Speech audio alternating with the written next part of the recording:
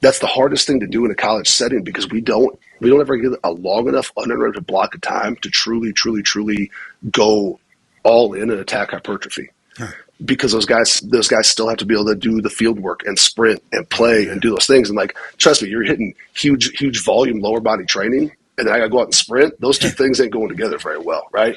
So it's always balanced out, that fine line, because we got to chase a lot of different qualities with these guys. And so it's finding the balance in building all those different things. And, it's different. You get guys coming in, you'd be shocked at the amount of guys that come into programs that did not lift growing up. Like, we all grew up on WWF wrestling and Rocky and movies like that, right? Every action movie star was balled up, and it was Arnold and Stallone, and like, so all of us grew up as young boys, be like, that's what I need to be. That's what I want to be. Yeah. Look around now. That doesn't exist. Hey everybody, welcome to It's Just Bodybuilding. Of course, myself, Big Ron Partlow, Dusty Hanshaw, our producer Scott McNally, and on today's show, special guest, Florida State Seminole strength and conditioning coach, Josh Stroms. How's it going, Josh? Good, man. Appreciate you guys having me on today. It's awesome. Yeah, it is cool to have you. You guys got the spear on the side of your helmet, right? Yes, sir. Sure do. One and only.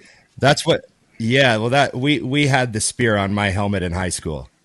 So, you know how all the high school teams always, they use the same stickers that you guys use and, change the colors or something. But yeah. So I always recognized that and thought that was cool.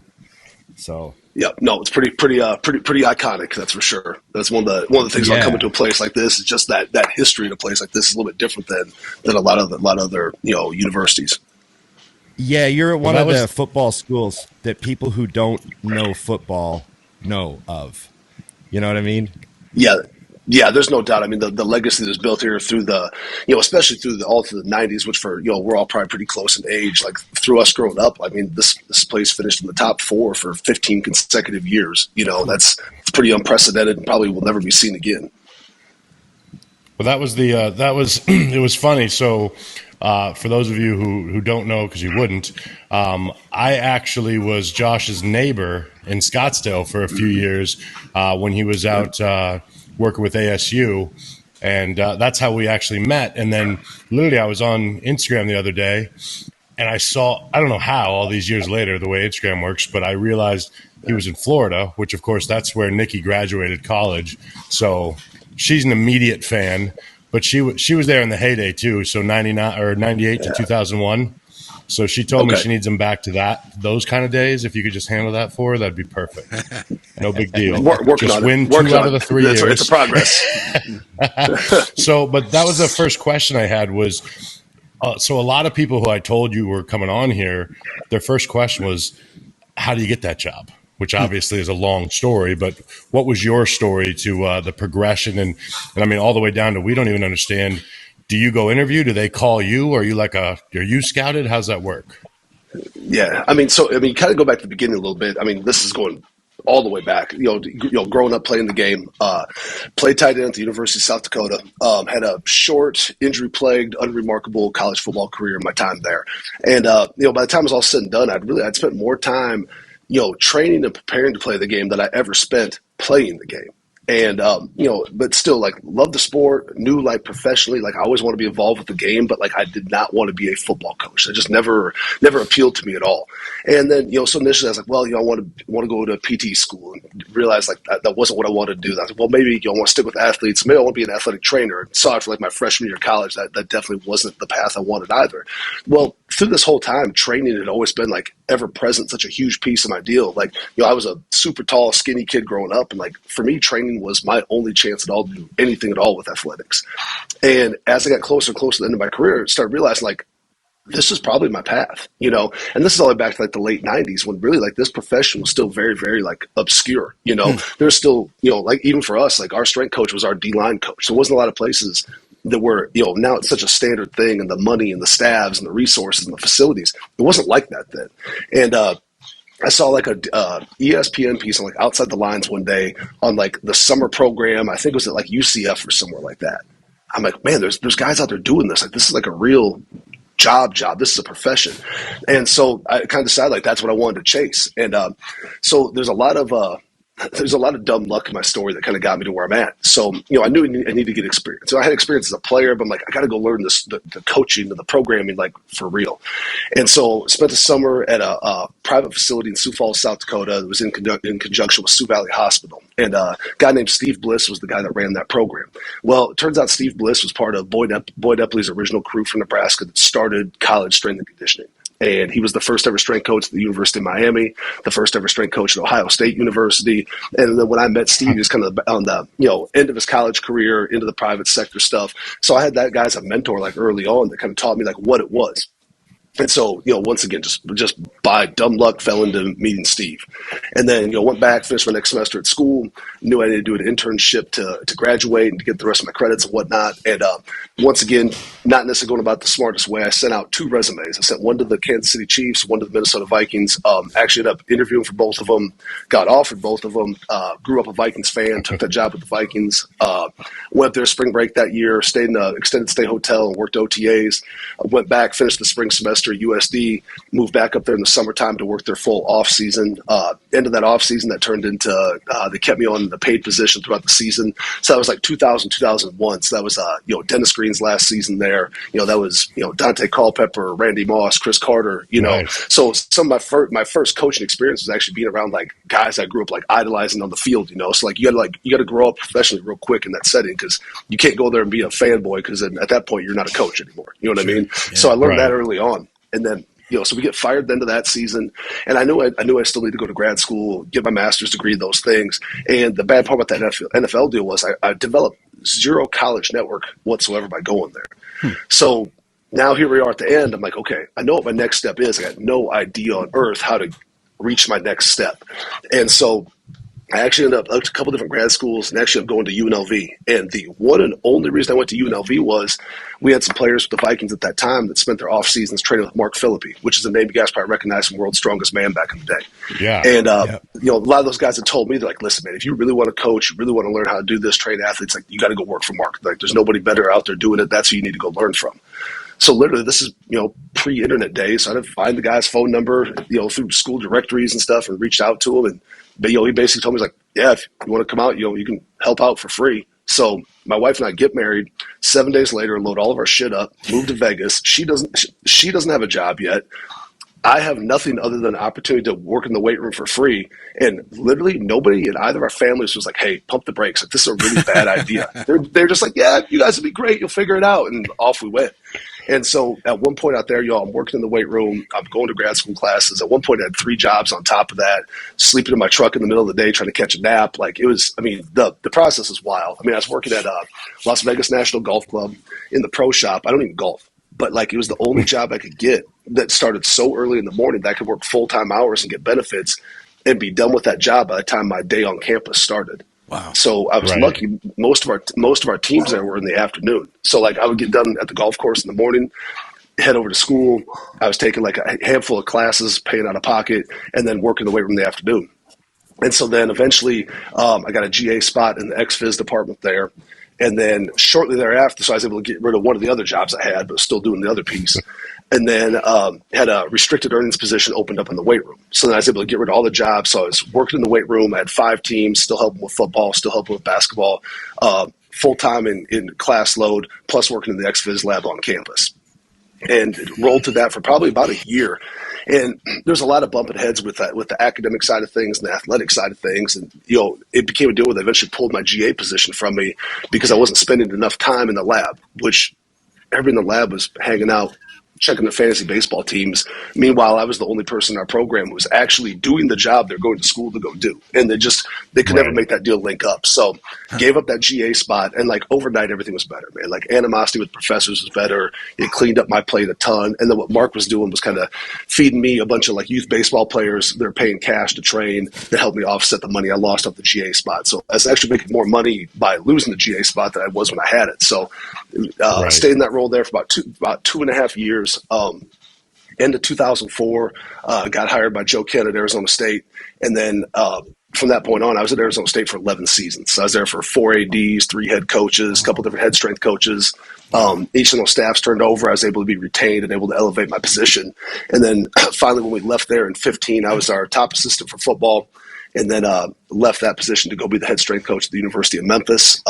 Spent 4 years there, played for 3 conference championships, won one of them, and then came here to Florida State in 2020. So that's like 20 years in a nutshell. Wow. I love hearing the intro, though, because it's something that all of us coach athletes who are competitive but also want careers in the industry. So it's something I push on all the time. It's like, you got to do every hustle you can so that you can do this big goal. It isn't paying yet.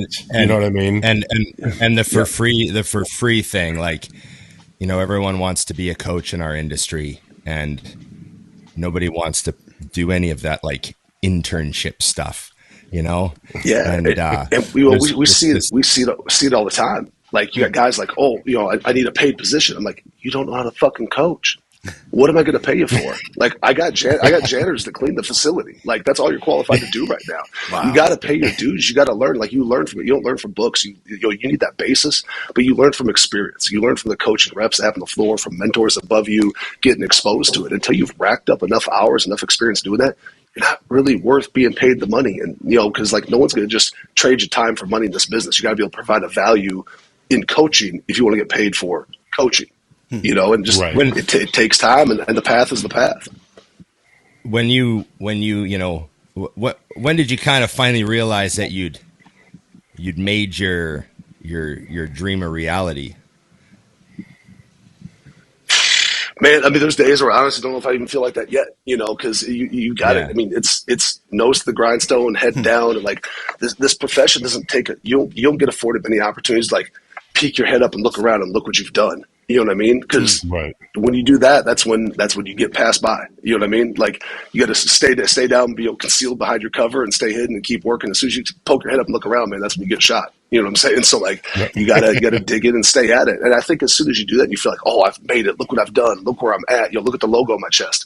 Trust me, the moment that happens, not just one other person, many people, they're getting better than you. They're passing you by, and you don't even know it. What are I mean, we've all been coached, and we all remember the coaches that changed our lives. Because I remember the coaches that changed my life. So do you ever stop and think of those guys? Like, you know, when you're in the process of coaching and you have decisions to make, do you ever think like the coaches that you look up to, how would they handle this situation? You know, do you still take stuff from them after all these years? Yeah, you know, I fall on both sides of that.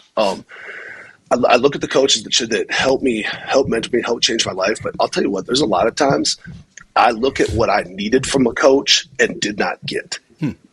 And then can I be that guy that can see that in that kid, to pull that out of that kid, or, you know, put that arm around him when he needs it, or put my foot in his ass when he needs it, that maybe a coach didn't do for me when there was times when I knew I needed it as a kid and couldn't do it on my own. Like, can I be that guy? You know what I'm saying? And there's certain situations I'll look back, like, you know, like, how would a Mark have handled this? Or how would, you know, Ben or House or Grizz or one of these guys, how would they have handled this situation? You know what I mean? But lots of times, I got to look at, like, what's this guy need? Like, the fear of letting a kid slip through the cracks.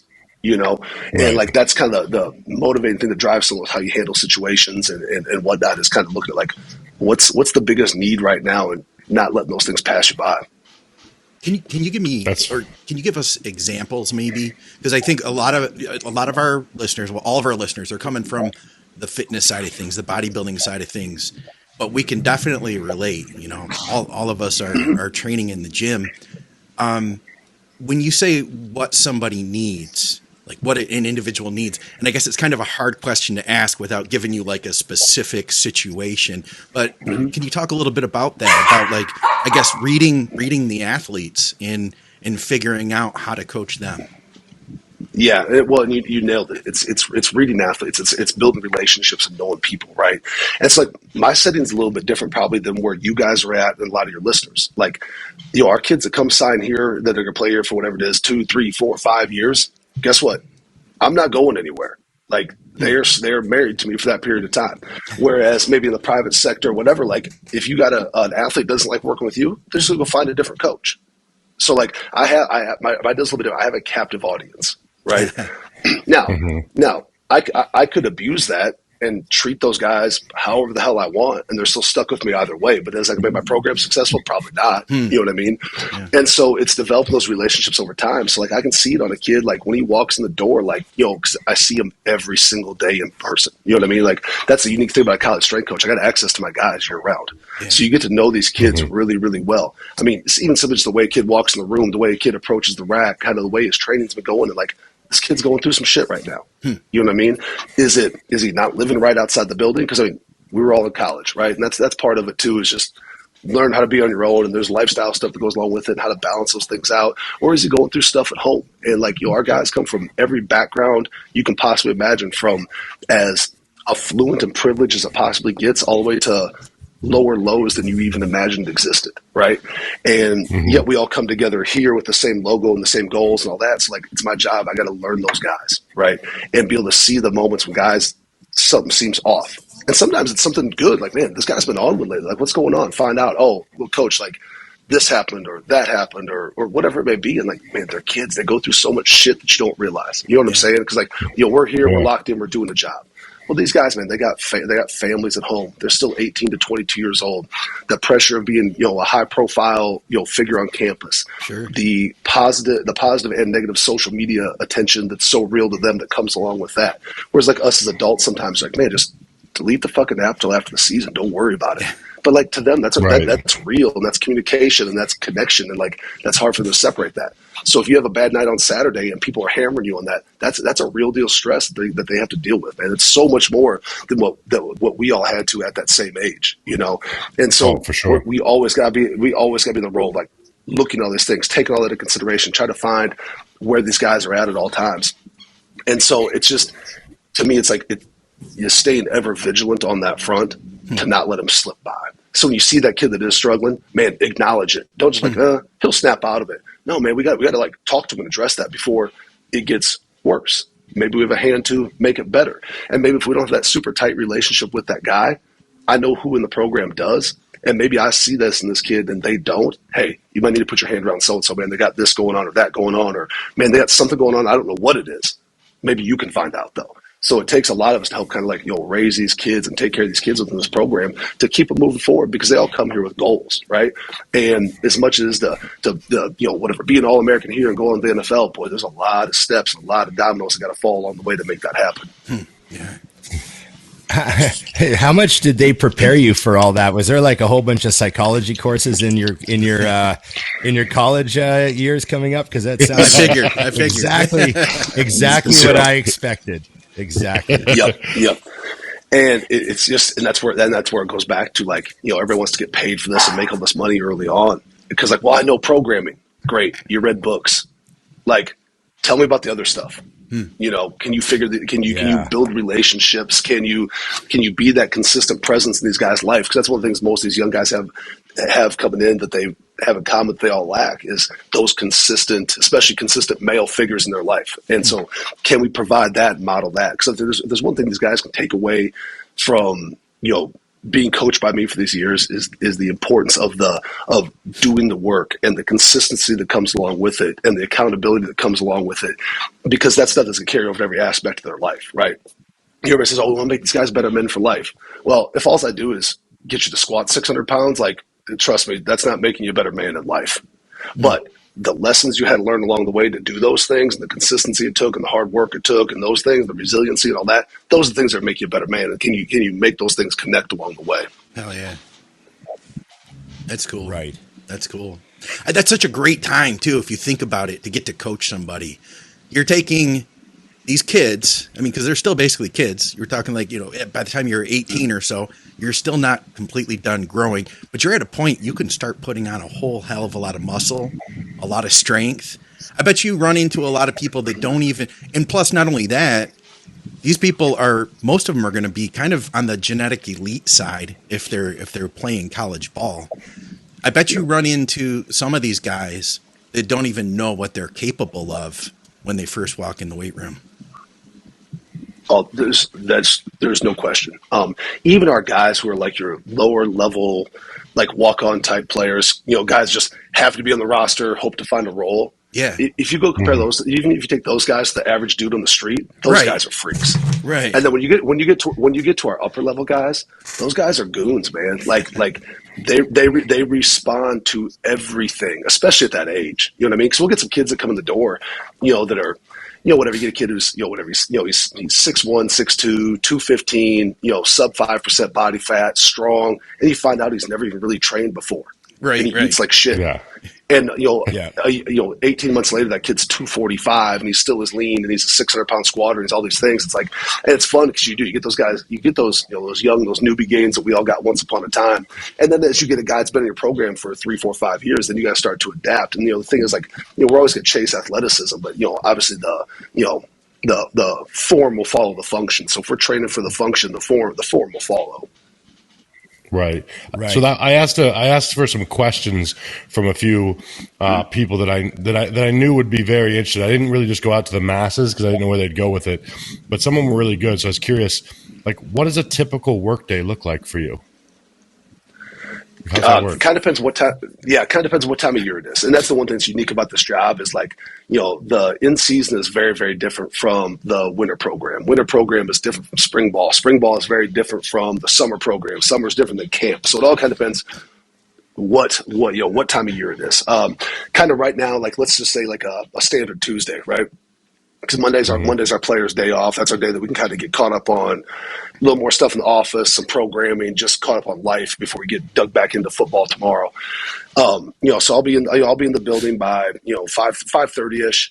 We'll have our newcomer group. They'll train before practice in the morning. So that developmental group, they'll come in, they'll train. They'll have time after that. They'll be able to eat. Get dressed, get ready, meetings transitions out to practice. We'll get practice started.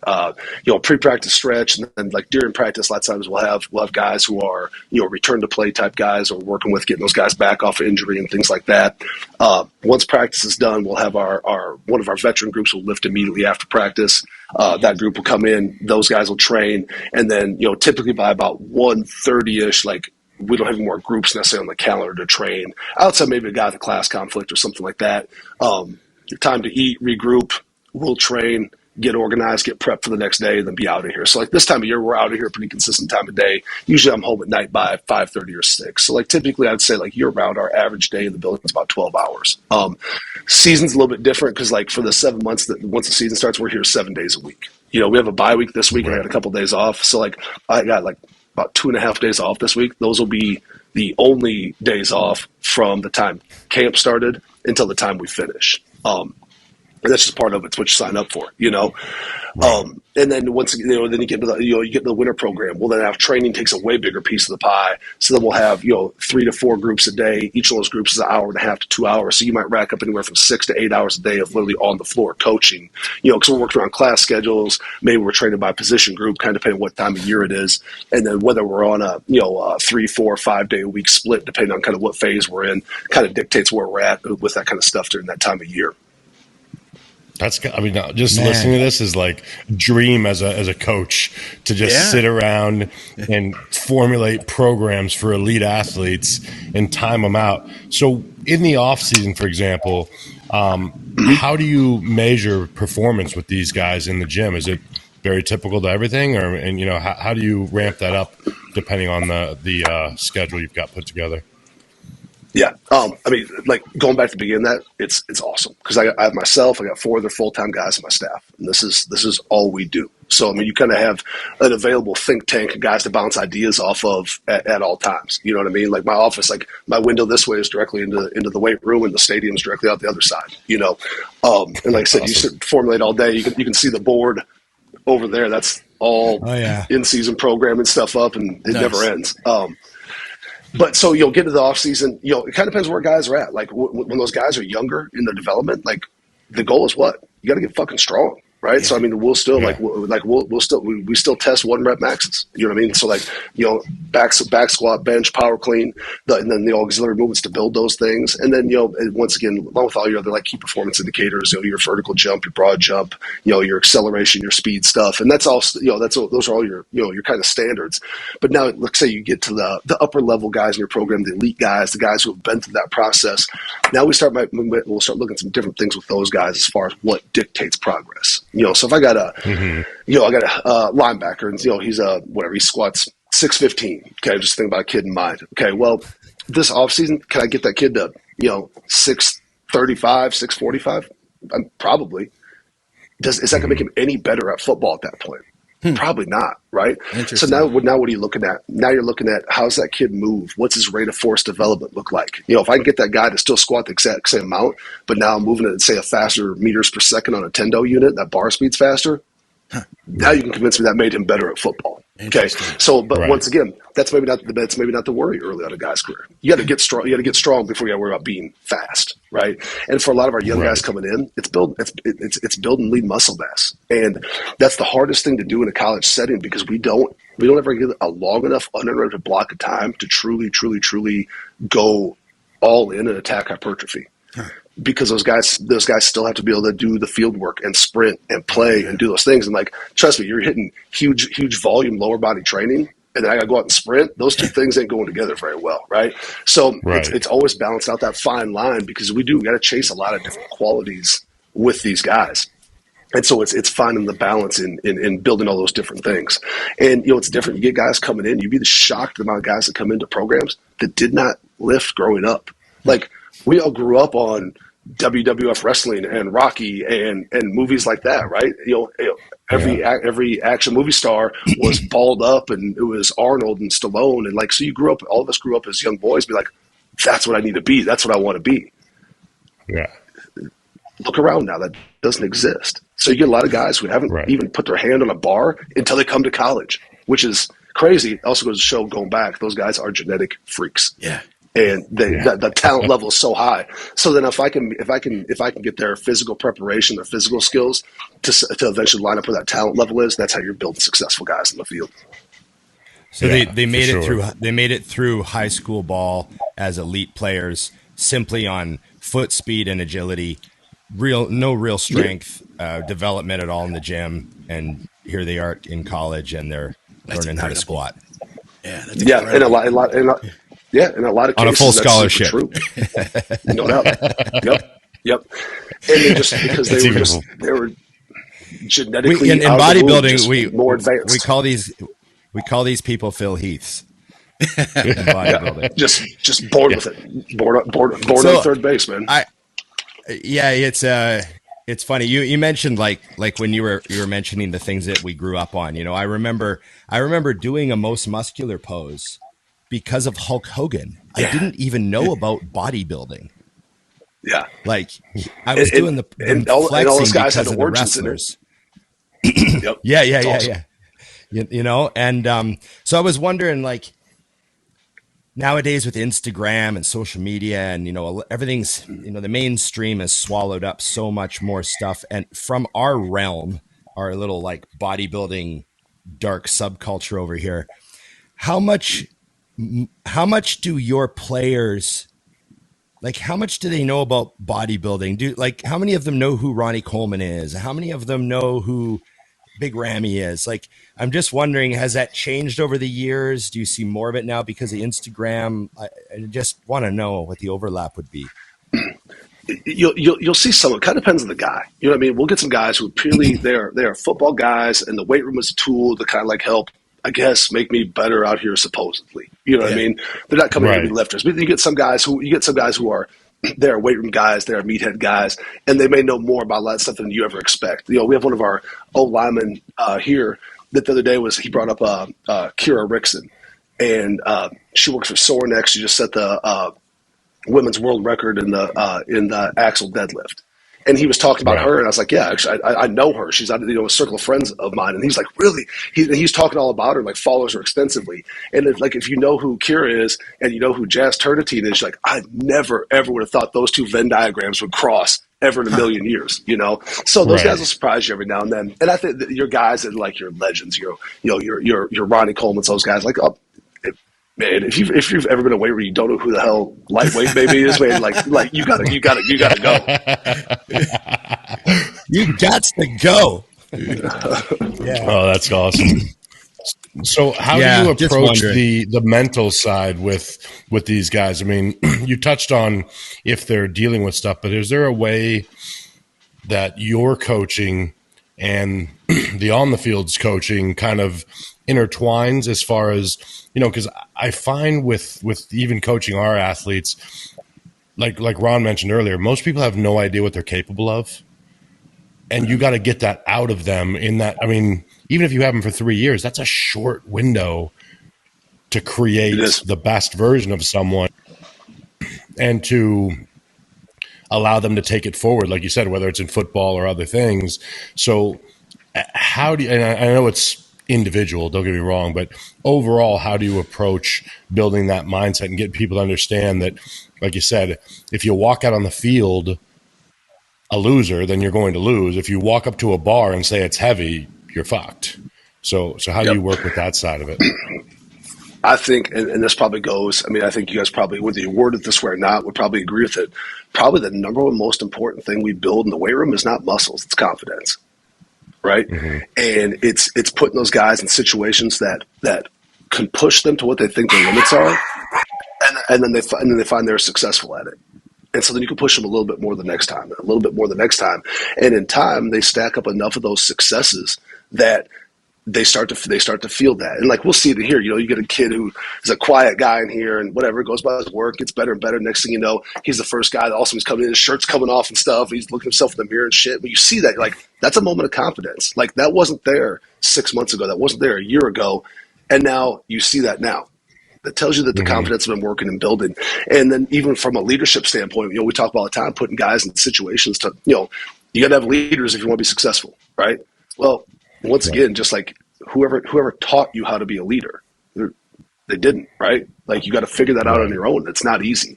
So, we always try to talk about our guys. We kind of identify guys that are viewed as leaders, maybe in the locker room, or guys that have leadership potential, of putting them in situations to get what I call like leadership reps. You want to be a 400-pound bench presser. You don't just throw 4 plates on and say, all right, let's see what happens. No, you got to bench 135. You got to bench 225. It's time and reps and investment and years to get there. Leadership's no different. So if I can take those guys and put them into really, really easy, teed up leadership situations, even if it's simply just like in a warm-up and they're counting a cadence out. Well, now I got that guy who at least is confident enough to open his mouth in front of his teammates in the request of making them do something he wants them to do. That's pretty easy, right? I'm the one counting. Yeah. Okay, cool. Well, now guys are used to listening to my voice.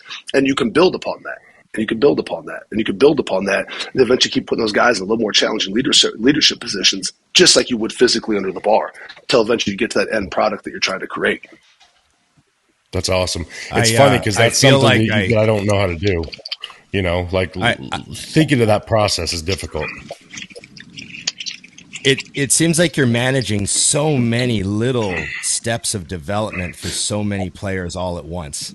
That's what I'm just feeling like this chaotic spider diagram of you managing everybody's abilities all the time. And, you can count today and stuff like that. Like, it makes me think of what my coaches did for me, Yeah.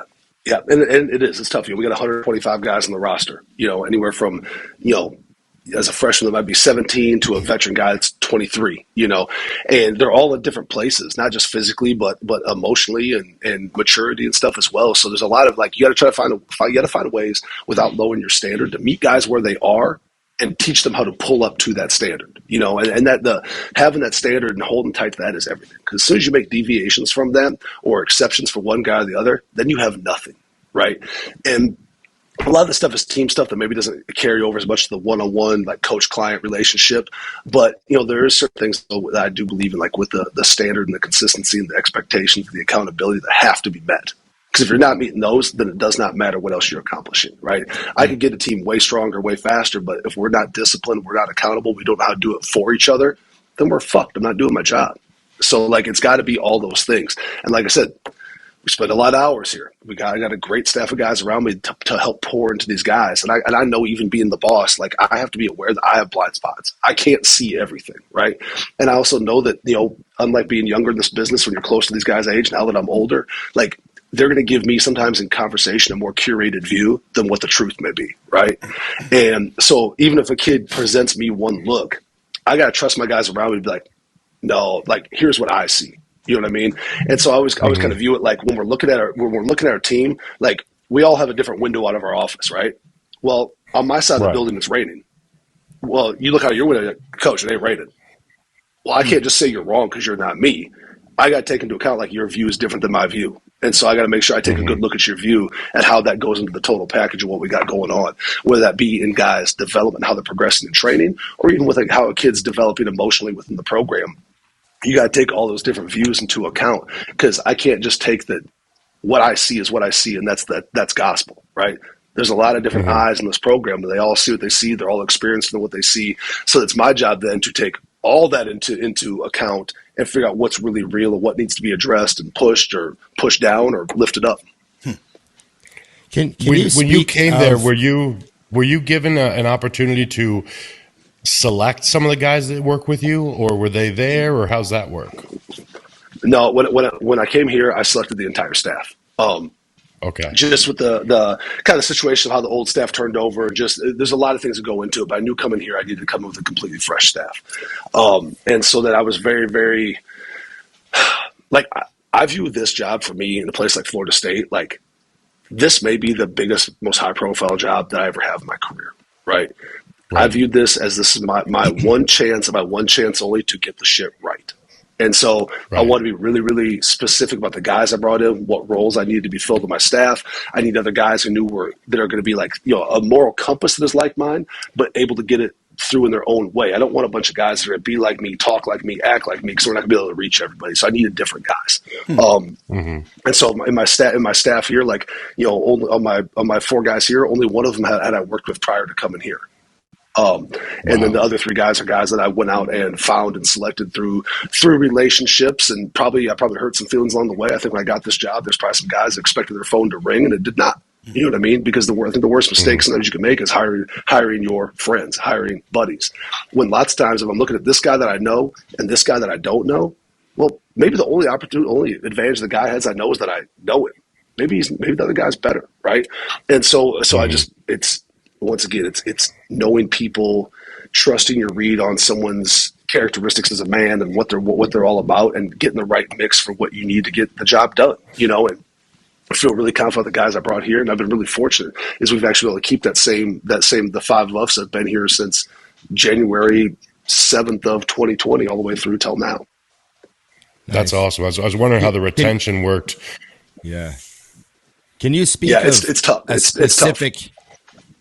Can you speak of a specific time? Like, you must have a really great example of someone who came into your program, maybe a lower level walk-on guy or something like that, and his development took him all the way to being a starter, or like someone that surprised him. Like someone that surprised him. Yeah. Are there any sort of like unbelievable cases of just, coming to life in the coaching program? Yeah, we've had a few of those guys. We actually had a run, and we have some guys that are doing the same thing here now too. But we had a run with some guys at Memphis that came there as walk-ons that ended up being high NFL draft picks. Really? Anthony Miller was the guy we had there. Was a local Memphis kid. Had no offers anywhere really. Walked on, and just the competitive chip on Ant's shoulder. Like you always want to about, is that guy a dog? Like, when you look up dog in the dictionary, it's a kid like this whose picture is next to that word, right? And the way that guy worked, and the way that guy competed, and the way that guy practiced, and the way that guy loved football made him undeniable. He ended up being a consensus All-American in college, and was a high 2nd-round pick in the NFL when the Bears traded up to get him.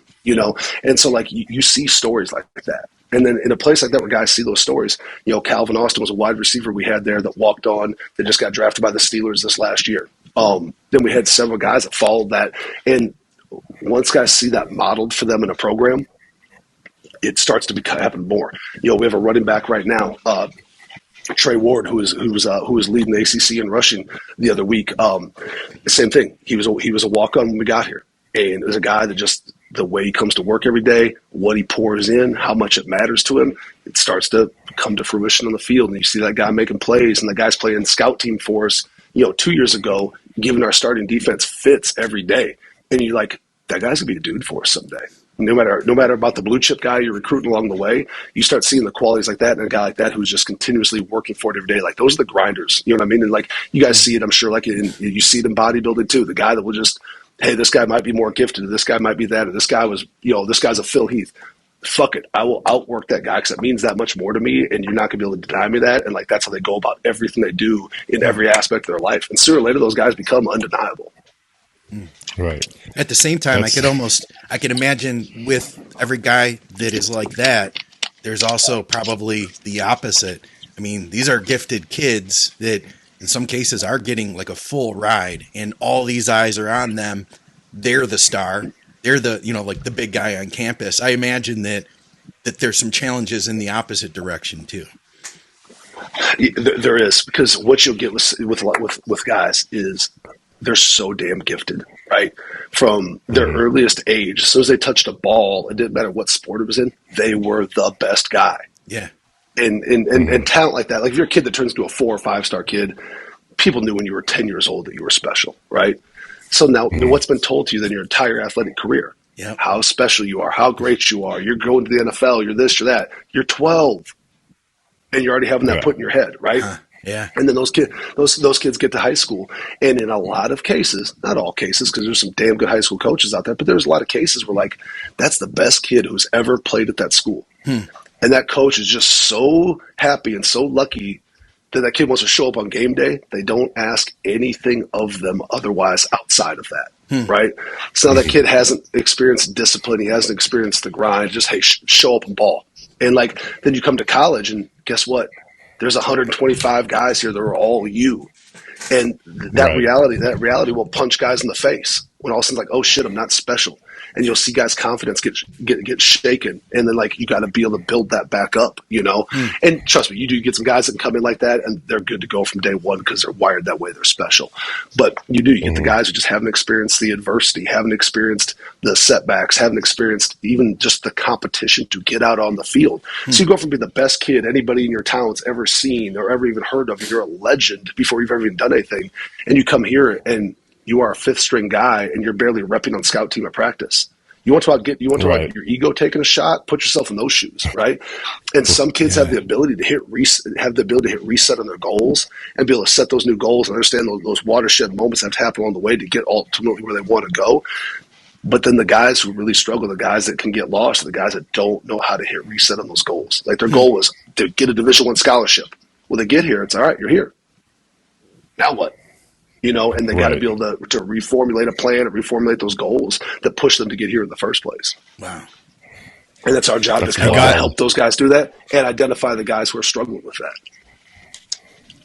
I got to ask you, what's your favorite football movie? Because you would be the expert. What's one that I'm sure there's one you hate because they got it all wrong. But what's the best one? Which is probably most of them. You know what I mean? Like, like if you know guys who like served in the military and stuff, any military movie that comes on, they just want to pull their hair out. It's like, oh my god, that's not what it is. And like, so that's how I feel when I watch football movies. Now, if you want to go like a football movie that has like a soft spot in my heart because I grew up on it, and this used to be our Friday afternoon rituals, and we used to watch The Program like every single Friday night. Say the program. Say the program. Say the program. And it was like, because at that age, like, that's how you feel about football. But then whatever, you get to the NFL, you get to college, and you see the locker room isn't like that. It's not what you think of this, but man, like just that view of that, me growing up with that movie and stuff. You had Latimer and they're smashing weights. You had Alvin Mack, that middle linebacker. There was a Savage, like all that stuff. Like that is what you wanted in all the piece. Like that's probably the one that like still falls the closest to my heart. Kill them all. Let the paramedics sort them out. That line was just fuck.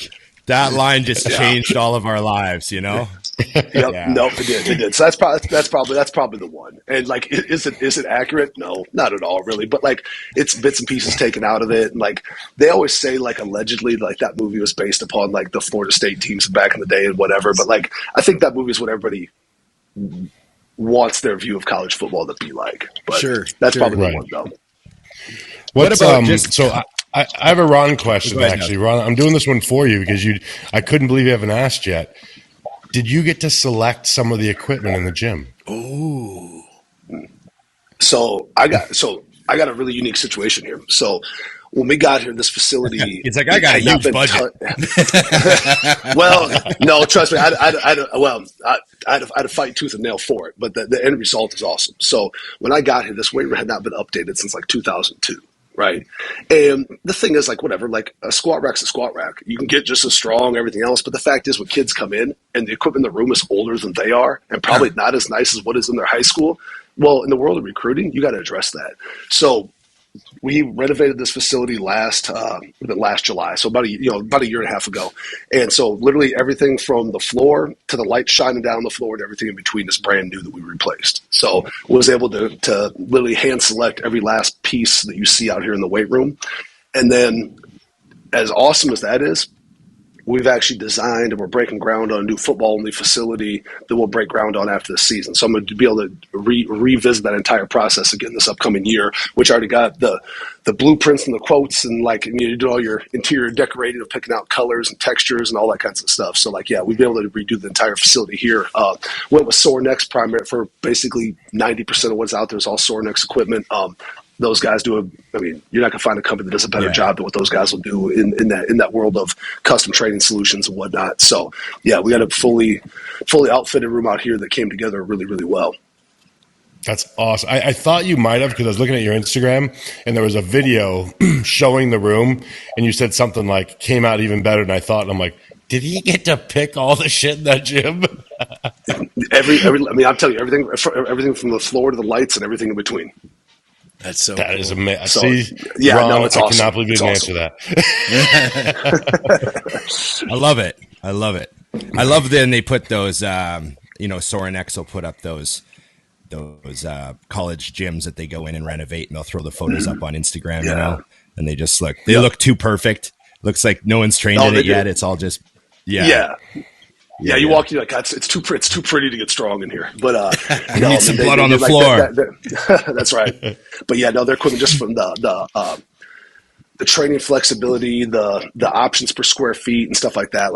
That's the same manufacturer I'll go with for the next room as well, just from their level of customer service. And then when I was at Memphis, we had a Sorenex room there as well that Coach Milo had done before I had got there. So been lucky to be able to be affiliated with those guys for a long time. That's awesome. I wanted to ask you, how often do you, I know you're programming everyone for strength and speed and, all that stuff. But you did mention the word hypertrophy earlier. And I was wondering, do you ever specifically think of hypertrophy because someone needs to gain weight? Is that ever I'm just wondering how that works in, or do you just focus on strength and let the hypertrophy come? No, so typically what we'll try to do is it's tough. It's tough sometimes for us to pursue the hypertrophy with our big compound movements. Because you know what it is. If you're attacking high volume stuff, especially in regards to lower body, I still have to fit in all the athleticism, right? And we all know those two things don't always go hand in hand. Okay. So what you get, which probably makes you guys' skin crawl a little bit, but you get what ends up being a little bit of a bastardized version of attacking hypertrophy, where we'll use it in a lot of our auxiliary movements, a lot of our single joint stuff, where we're approaching some higher volume, we're using more tempo training, getting more time under tension, stuff like that. Try to help those guys putting on some lean muscle mass. There's times a year, with the squat and with some of those movements, like a trap bar deadlift, because I won't necessarily conventional deadlift our guys. We'll touch some higher volume early in the winter when the field work isn't quite as high of a priority, or in the kind of lull we have from the end of the spring until summer starts in that month of May is usually I'll try to load those guys up with quite a bit of volume. To try to attack those in those small windows. If I had it my way, it would be awesome to be able to take a full block out of the year, especially when those guys are freshmen, and attack just that, because most of those guys whatever, a bigger muscle is gonna be able to be stronger, gonna be able to be explosive, those things, but like you gotta have the time to develop it. It'd be nice to have time to just single out, dedicate it just to that.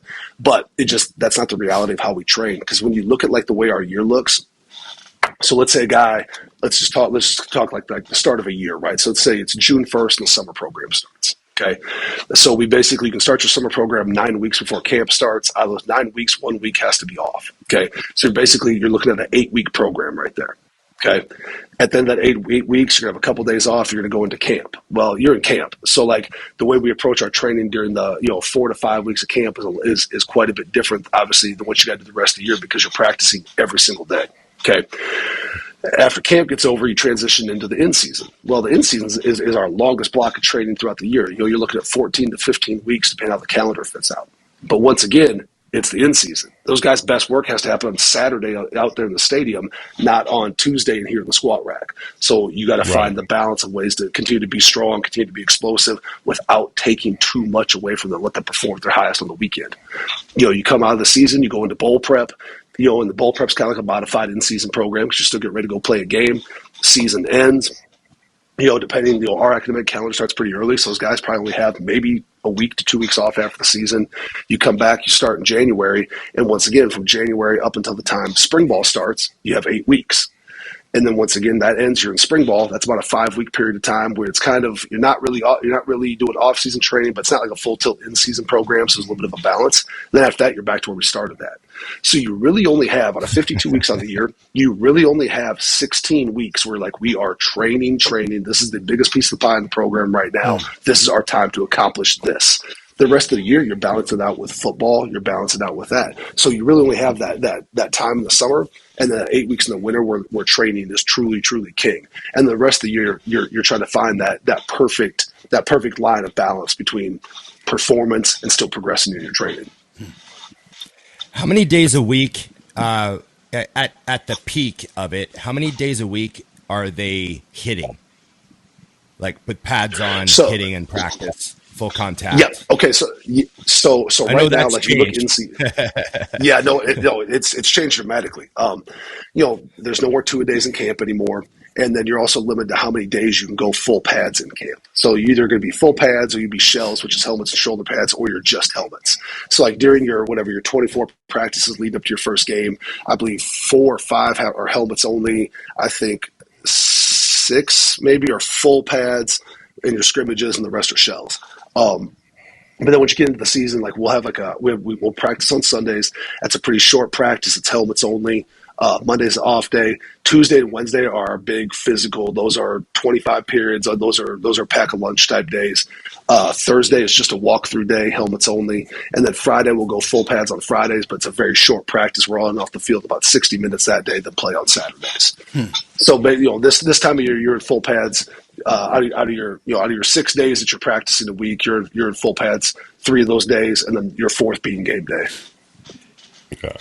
Okay. That's wild. I know that it changed a lot over back in the day. They were pretty much hitting every day of the week, weren't they? Yeah, there's no doubt. I mean, you used to be in camp, you'd have a 2-a-day every other day. And you might even have, what we used to call special teams run through at night, which was a full tilt hour-long special teams practice, which also fucking full contact punt returns. Yeah. So now your day with one practice, that's really 2 also. That's so I just can't imagine on the outside looking in doing your job at the highest level, because you have to worry about how your job affects everyone else's job. And it's like, it would take 20 years to know how to do that. So I don't understand how guys think that they can just come in and want to get paid. Like, I've been in the game for 20 years too. I would need another 20 to be able to do what you do. Like, I can't. My job is to beat the shit out of people, and fuck it, you'll figure it out.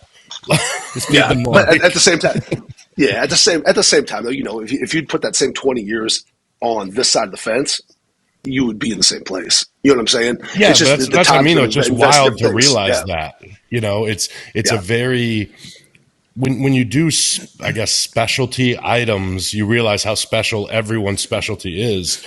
Because I don't really care if guys are limping around all week. Who gives a shit? Like you're an accountant. That's your goal. I don't care. Yeah.